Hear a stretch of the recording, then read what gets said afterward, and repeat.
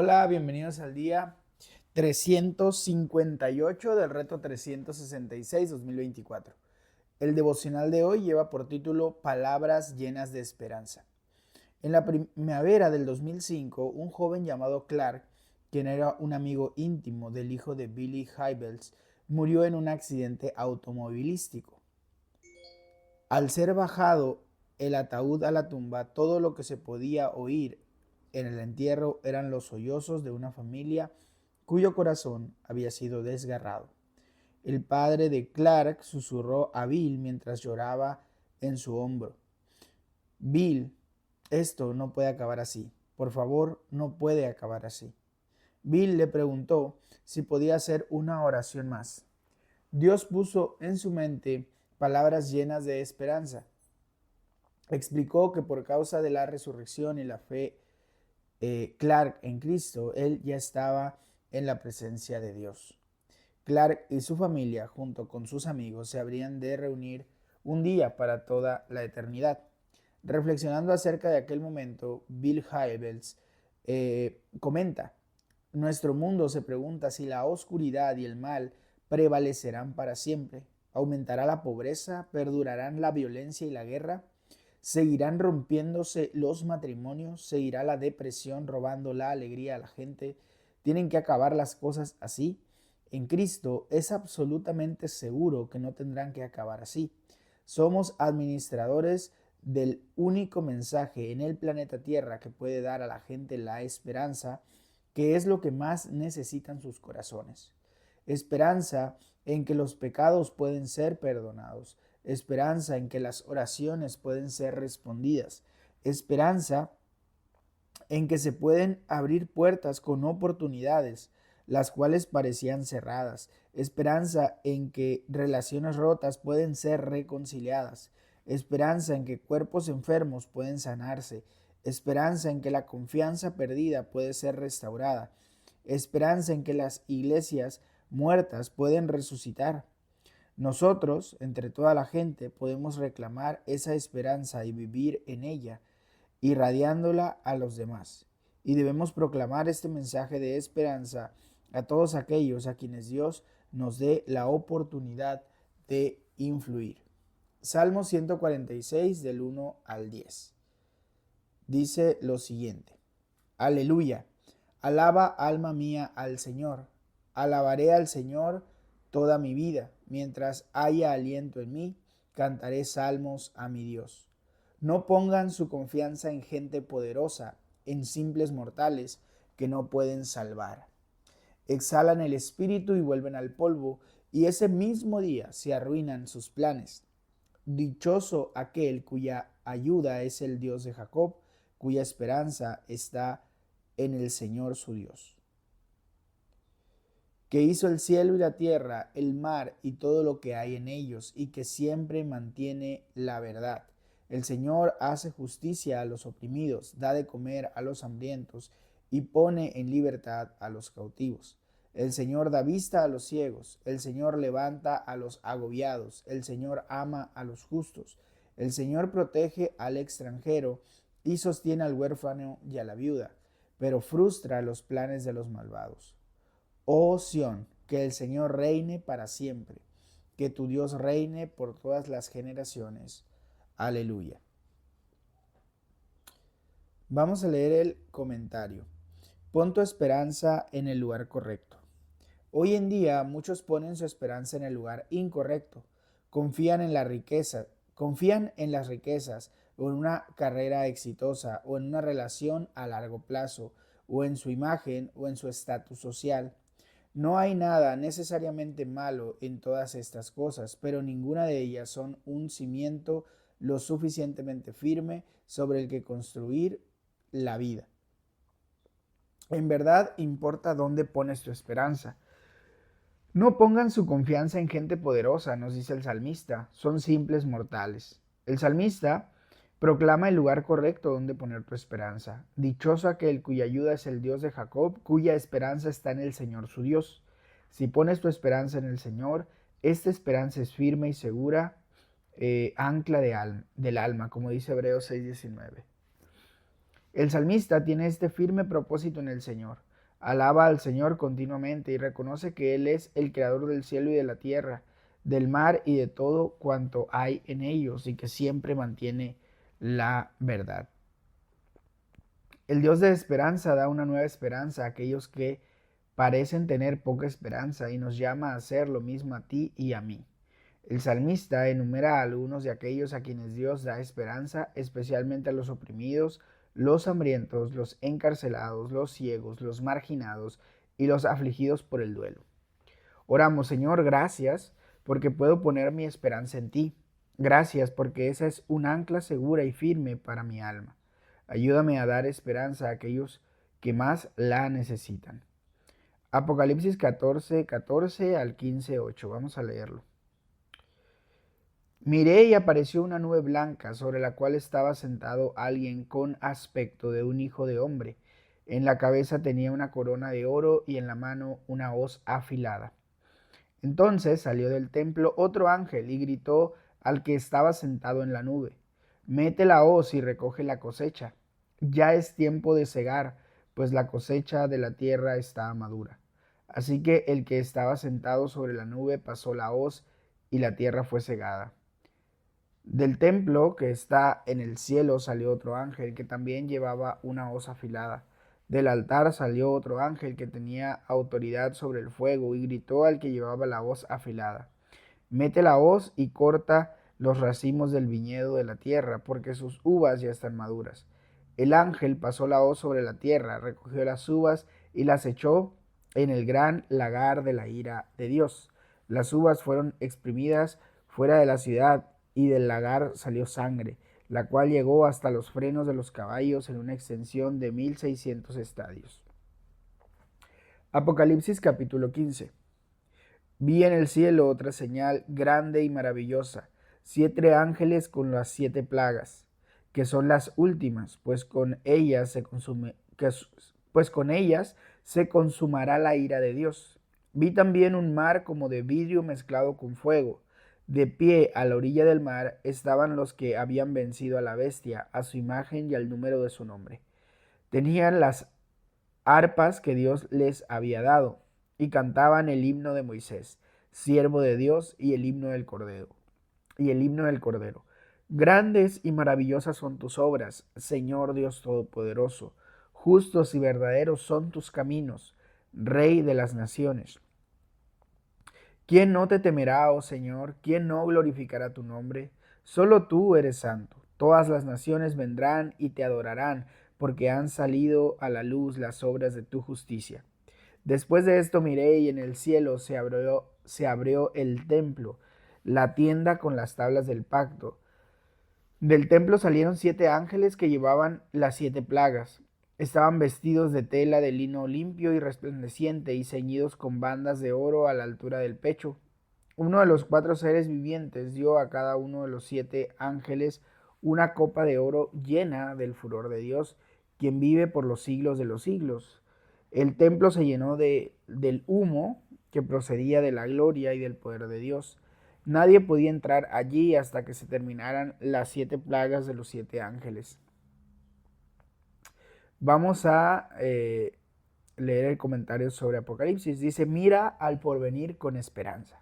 La esperanza es poderosa. No es simplemente un sentimiento o una emoción, ni depende de las circunstancias. La esperanza real es la actitud positiva constante de que independientemente de las circunstancias, las cosas cambiarán para mejor. La esperanza tiene una piel muy dura y resistirá muchos golpes, escribió John Bunyan. Resistirá todas las cosas si es una esperanza de tiempo adecuado, por la alegría que se ha desplegado ante ella. La esperanza es lo que hace que el alma ejercite la paciencia y el sufrimiento prolongado bajo la cruz hasta que llegue el tiempo de disfrutar la corona. Cuando miramos alrededor del mundo vemos muchísimas injusticias. A la gente buena le suceden cosas malas y el mal parece, prosperar. Puede que en el ahora se dé la injusticia, pero un día habrá justicia para todos. Dios pondrá todo en su sitio. Como lo expresa el obispo Leslie New Beginning, El horizonte para el cristiano es que Él regresará y que aguardaremos la venida y que aguardamos, perdón, la venida del Señor. Puede ocurrir mañana o en cualquier momento, pero es algo que está en el horizonte.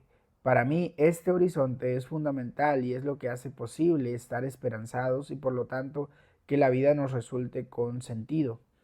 En este pasaje, eh, Juan recibe ver en anticipo de cómo será poner todo en su sitio final. Jesús será el juez. Miré y apareció, una nube blanca sobre la cual estaba sentado alguien semejante al Hijo del Hombre. En la cabeza tenía una corona de oro y en la mano una hoz afilada. Jesús dijo que en esta vida el trigo y la cizaña crecen juntos hasta la cosecha, y que la cosecha es el fin del mundo y los segadores son los ángeles. Habla de cómo la mala hierba será arrancada y destruida y cómo los justos brillarán en el reino de su Padre como el sol. Hay un juicio radical en el que todo vestigio del mal es destruido en el gran lagar de la ira de Dios. Al leer esto, recuerda que Jesús bebió la copa de la ira de Dios por ti en la cruz, y así eres salvado de estos juicios. En este pasaje vemos cómo se verán las cosas cuando se complete el juicio de Dios. Juan ve también un mar como de vidrio mezclado con fuego, una imagen que combina la pureza acrisolada con la serenidad. La paz y la justicia van de la mano. El juicio de Dios purifica el mundo, destruyendo el mal y la corrupción para rescatar a su pueblo de aquellos que los persiguen y se oponen a ellos. Así como después del Éxodo subió un gran clamor de alabanza de parte del pueblo de Dios que había cruzado el Mar Rojo, ahora un gran clamor de alabanza sube hasta Dios. Grandes y maravillosas son tus obras, Señor, Dios Todopoderoso. Justos y verdaderos son tus caminos, Rey de las naciones. Todas las naciones vendrán y te adorarán, porque han salido a la luz las obras de tu justicia. Oramos, gracias Señor, porque un día pondrás todo en su sitio. Gracias porque tengo una esperanza tan grande en el futuro, hecha posible por medio de la cruz de Jesús. Esdras 10 del 1 al 44, vamos a leerlo. Mientras Esdras oraba y hacía esta confesión llorando y postrándose delante del templo de Dios, a su alrededor se reunió una gran asamblea de hombres, mujeres y niños del pueblo de Israel. Toda la multitud lloraba amargamente. Entonces uno de los descendientes de Elam, que se llamaba Secanías, hijo de Jahiel, se dirigió a Esdras y le dijo: Nosotros hemos sido infieles a nuestro Dios, pues tomamos por esposas a mujeres de los pueblos vecinos, pero todavía hay esperanza para Israel. Hagamos un pacto con nuestro Dios, comprometiéndonos a expulsar a todas estas mujeres y a sus hijos, conforme al consejo que nos has dado tú, y todos los que respetan el mandamiento de Dios, que todo se haga de acuerdo con la ley. Levántate, levántate, pues esta es tu responsabilidad, nosotros te apoyamos. Cobra ánimo y pon manos a la obra. Al oír esto, Esdras se levantó e hizo que los líderes de los sacerdotes, los levitas y todo el pueblo de Israel se comprometieran bajo juramento a cumplir con lo que habían dicho. Y ellos lo juraron. Luego Esdras salió del frente del templo de Dios y fue a la habitación de Johanán, hijo de Eliasib. Allí se quedó sin comer pan ni beber agua porque estaba muy deprimido por causa de la infidelidad de los repatriados. Posteriormente, anunciaron en Judá y Jerusalén que todos los que habían regresado del cautiverio debían reunirse en Jerusalén, y advirtieron que a todo el que no se presentara en el plazo de 3 días, según la decisión de los oficiales y los jefes, se le quitarían sus propiedades y se le expulsaría de la asamblea de los repatriados. Por lo tanto, a los 3 días, en el día 20 del mes noveno, se reunieron en Jerusalén todos los hombres de Judá y de Benjamín. Todo el pueblo se sentó en la plaza del templo de Dios, temblando por causa de ese asunto intimidados por el aguacero que caía. Entonces el sacerdote Esdras se puso en pie y les dijo: Ustedes han sido infieles y han aumentado la culpa de Israel, pues han contraído matrimonio con mujeres extranjeras. Ahora pues confiesen su pecado al Señor. Dios de nuestros antepasados, y hagan lo que a Él le agrada. Sepárense de los paganos y de las mujeres extranjeras. Toda la asamblea contestó en voz alta: está bien, haremos todo lo que nos has dicho. Pero no podemos quedarnos a la intemperie, estamos en época de lluvias y esto no es asunto de 1 o 2 días, pues somos muchos los que hemos cometido este pecado. Proponemos que se queden solo los oficiales del pueblo y que todos los que viven en nuestras ciudades y se han casado con mujeres extranjeras se presenten en fechas determinadas, junto con los jefes y jueces de cada ciudad, hasta que se aparte de nosotros el ardor de la ira de nuestro Dios por causa de esta infidelidad. Solo se opusieron Jonatán, hijo de Asael, y Jaasías, hijo de Tigba, apoyados por los levitas Mesulán y Sabetai. Los que habían regresado del cautiverio actuaron según lo que se había convenido. Entonces el sacerdote Esdras seleccionó y llamó por nombre a ciertos jefes de familia, y a partir del primer día del mes 10 se reunió con ellos para tratar cada caso. Y el primer día del mes primero terminaron de resolver los casos de todos los que se habían casado con mujeres extranjeras.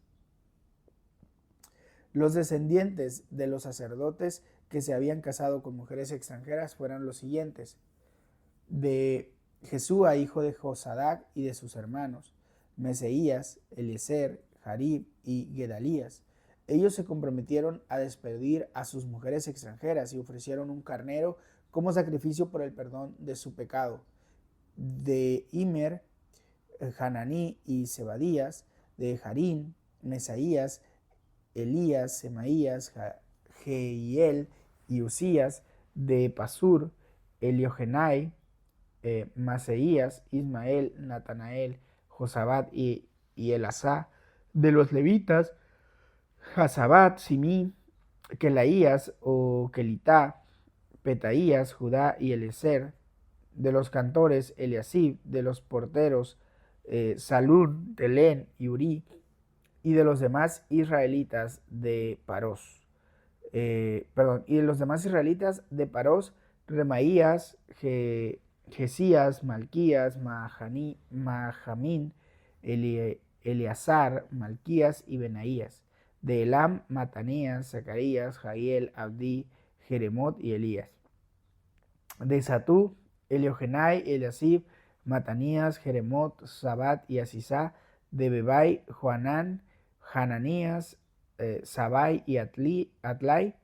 De Baní, Mesalam, Maluc, Adaías, Yasub, Seal y Ramot. De Pahat Moab, Adná, Kelal, Benaías, Maseías, Matanías, Besalel, Binui y Manasés. De Harín, Eliezer, Isías, Malquías, Semaías, Simeón, Benjamín, Maluc y Semarías.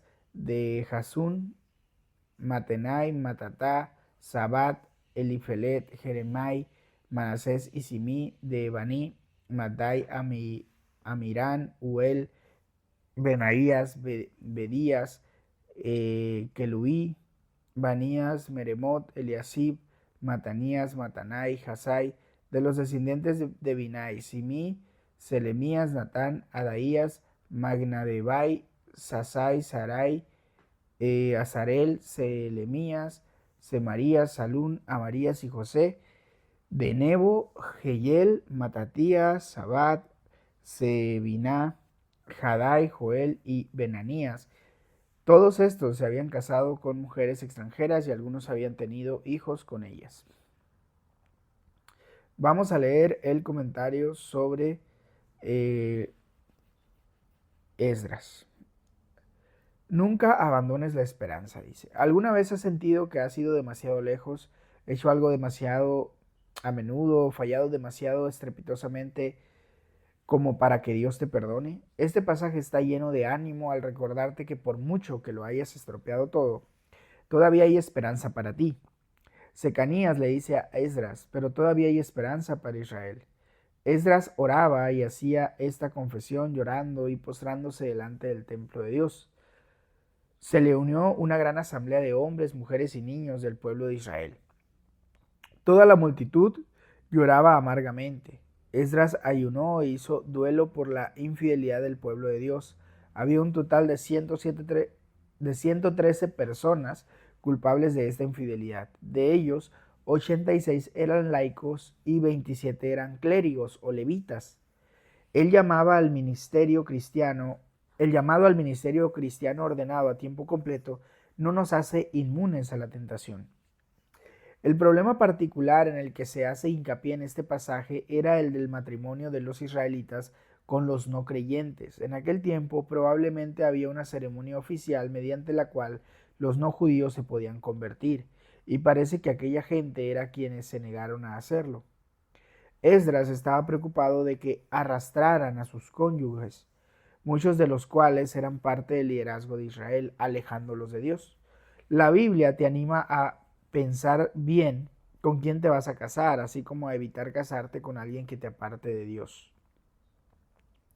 No obstante, despedir a sus mujeres puede parecer de alguna manera hacer la infidelidad aún peor, y este es un pasaje que nos resulta difícil de leer. Es interesante que no fue algo unánime. Una vez sucedida la infidelidad, la solución estaba destinada a distar de lo ideal. Cuando el mismo problema fue abordado por la Iglesia en el Nuevo Testamento, se dieron instrucciones muy diferentes a aquellos casados con no creyentes. Se les dijo que permanecieran casados siendo ejemplo y bendición para sus cónyuges. Oramos, Señor Jesús, ayúdanos a tomarnos en serio nuestro pecado y el de la comunidad. A orar, confesar, llorar y postrarnos ante ti con arrepentimiento y la resolución de ser radicales e inflexibles en la determinación de evitar la infidelidad en el futuro. Gracias porque todavía hay esperanza para el pueblo de Dios. Gracias porque nuestra esperanza descansa en el Señor, quien siempre mantiene su palabra. Pipa añade sobre el Salmo 146:8, el Señor sostiene a los agobiados. Este versículo es un recordatorio de que en todas las celebraciones navideñas hay muchos que están pasando por momentos muy duros. ¿Cómo levantará Dios a esa gente? Puede que Él quiere usarnos para hacerlo. Bueno, hasta aquí llega la lectura de hoy. Recuerda que puedes tomar un tiempo para orar y meditar en esta palabra. También puedes compartir este devocional con más personas de manera específica o compartiendo este enlace en tus redes sociales. Que Dios te bendiga, que tengas excelente día. Hasta mañana.